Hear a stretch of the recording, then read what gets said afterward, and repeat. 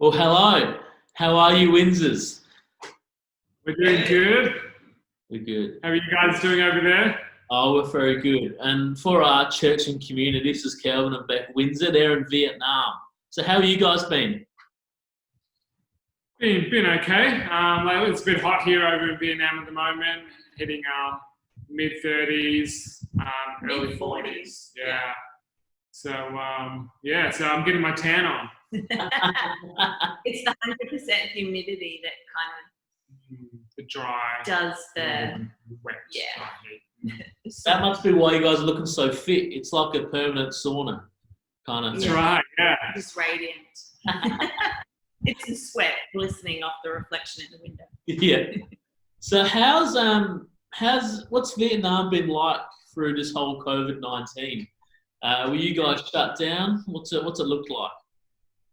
Yeah, Vietnam was amazing. Like they hopped onto it.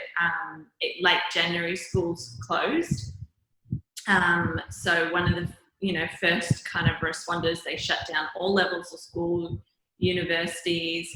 A couple of weeks in, I was in hospital and emergency surgery and all that. But they were really tight with everything shutting down and fines for people not wearing masks and outside even the little supermarkets you had to be masked up. They had taped little lines and our supermarkets are a couple of meters wide, but they even had the personal space gaff taped on the tiles on the floor and the hand sanitizer and all of that. Schools opened up a month ago now, so we were closed down schools for at least 14 weeks. Yeah, 14 weeks or something. But they did great. And in a nation, 4 times the population of Australia, we had just over 300 cases. Just over. A few retested. No deaths. And that was it. And most of those were tourists.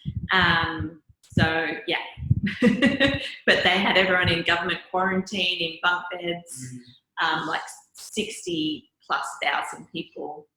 Yeah, we're really happy with how Vietnam handled it all, and the government. Everyone's saying, "Well done, great job." So yeah, it was harsh, but it was effective. Yeah. And everyone was compliant. Yeah, we have a compliant. the benefits of a population. communist nation. We do what we're told. So I take it that all the missions trips have stopped and shut down? Or now? Yeah, just a little bit. Only a couple here and there. A grinding halt. Yeah, we're missing you guys coming over this year. We were meant to come over. Yeah. We were meant to come over we'll leave in grand final day, which is weekend of September. And so, but we'll do it again whenever it can open. Yeah, definitely. At the moment, Vietnam doesn't want anyone coming in. Yeah. Everyone wants to come to Vietnam because of how safe it is. I'm like, good for you. They don't want you.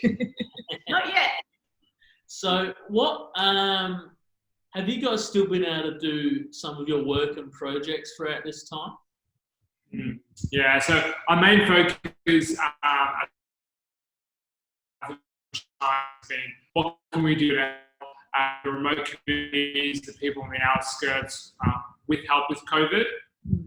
So what can we do just to help the people in the outskirts with soap, sanitation, people in villages who have a choice between, they don't really have a choice, do they feed themselves or do they have proper sanitation?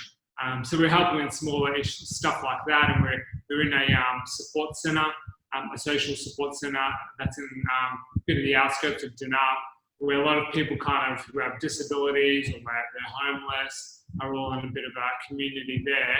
And so we're going to help them just to help some of the people there and give them some sanitation and soap and stuff. And then in schools, we have a lot of ethnic minority groups here, and for a lot of them come from obviously, very rural communities. So for them to travel in for school, it usually kind of becomes a boarding school for them to even go to, primary school. So they're away from their family. And it's usually, kind of 1 or 2 cups between all the kids, to drink from for the day and everything. So obviously with COVID, it's like, no. So we were able to work with the Department of Education and supply almost 800 kids with their own water bottle, their own cake of soap so they could wash their hands and, safely drink without stopping, and stop that spread and stuff. So it's just practical ways like that. So our ministry life has changed a little bit, but I think everyone's life has kind of changed. But we've been able to continue with, the heart operations for kids identified with heart disease, because that's not something that can kind of wait. Yeah. And since schools have reopened, but then they close again next month because of summer, we're just kind of all guns blazing, trying to do as much as we can within the allowance of COVID and what we can do with gathering numbers and stuff, to be able to help kids with screening, workshops about water safety, because a lot of child drowning happens during summer because it's so hot, they go to cool off. And the clinics about protecting them against violence within the family and stranger danger and stuff, because a lot of the time in summer they're alone while mummy and daddy are out working. So we've taken a little step back from what we've done. Obviously, we get a lot of teams come in during this period of time, and they help with a lot of things. And so we've taken a little bit of step back, but we're still trying to do some of the essentials, I guess, that are needed within the community, and especially focusing on kids, their health, their rights, their abilities, stuff like that. Yeah, that's amazing. You guys are doing incredible stuff. And so maybe for those people who haven't heard from you before, we've talked about you in church and things, but that scratches the surface really. What is some of the stuff you were doing before all this that you maybe had to change or stop that you still want to get back to in time, and maybe just give us a picture of some of that? Probably one of the main things is actually getting into the communities, because there's been a lot of, obviously, government borders shut down between provinces and states, and things like that. We've been able to do a little bit in a couple of the communities, but really just getting back into the community, seeing the people there, working with some of the teachers in the schools there to be able to, help to just give some insight and some help within schools and kindergartens and medical centres that are there. It could be medical equipment that are needed within the community that we can, help to deliver and things like that. So like our overall goal is to work with individuals, to work in families and communities, not just here, there, and everywhere. So it's focused on partnering with people and journeying with people to the point of not just them identifying their need, identifying their lack or their want, but helping them dream of ways to meet those needs and to feel that sense of dignity, and that they feel empowered, to make that change and feel believed in. So everything that we do is from that sense of empowering, that sense of purpose, that sense of ownership of, I can own my destiny. I'm not powerless because I'm financially or physically, poor, and kind of equalizing that relationship, so it's not this donor beneficiary kind of thing. So our approach to everything that we do is from that sense of dignity, and that there's a value and a purpose in their life, that they can, have power and say in their life, and how do we come alongside them, cheer them along as a community, help them identify those goals, not just what they've been told from authority figures, these are your priorities, but what really in your heart, what matters to you, and how can we help you get there. So as each family, each community, they all look different. So needs in one community are totally different to another. For some, clean water and sanitation is a big thing, or income generation, that's in their top priorities. For others, it's child protection workshops, hearing about the rights of a child, that abuse, is not okay, and how do we stop that? So it's always exciting for us and it's humbling, and it's honoring that, you know, they would open up their hearts to us and be so honest, especially in an Asian culture where you kind of save face and you keep that kind of stuff private.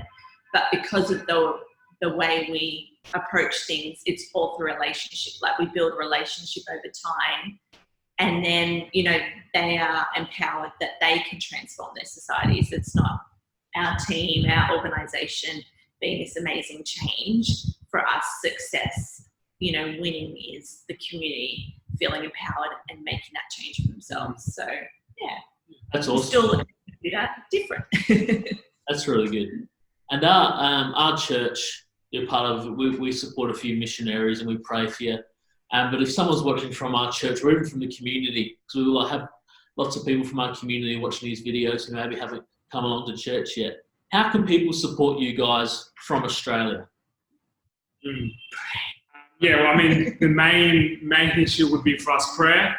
That really knocks down walls and barriers for us, you know, here in Vietnam, and enables us to do a lot more than what we actually can. Yeah, obviously, and then financially as well, if anyone wants to help out with any projects. So we do have a look at our website, just don't look too much. We're in the process of trying to develop a new website. So if you want to help us with that, ask Ben, you know, that'd be great. But yeah, check out our website, aogwi.org. And yeah, you can support any of our projects or us personally. Advocate. Yeah. You know, be an ambassador, promote, stalk us on social media, see the videos, and just, you know, raise awareness. There's a lot going on around the world today. You know, people are on social media more than ever at the moment, and I think it's a beautiful opportunity to advocate and to become increasingly aware of what's going on in our world. So I guess if you're not really familiar with us, find us, you know, on YouTube, on Insta, Facebook, you know, whatever. Find out what we're doing, and then if you like what we're doing, share it with a friend. You know, make people. Or if you don't like what we're doing, share it with an enemy. We're happy with that too. Well, when we post this video, for those who are watching, all the links to the social media and the website will be in the bio of this video. So if you want to go and support and find out more, please do it that way. And well, thank you so much, guys. And it's funny, different ideas you get in this season when you can't meet together, and we'll be able to catch up a bit more and hear from you guys a bit more, I think, in the time to come.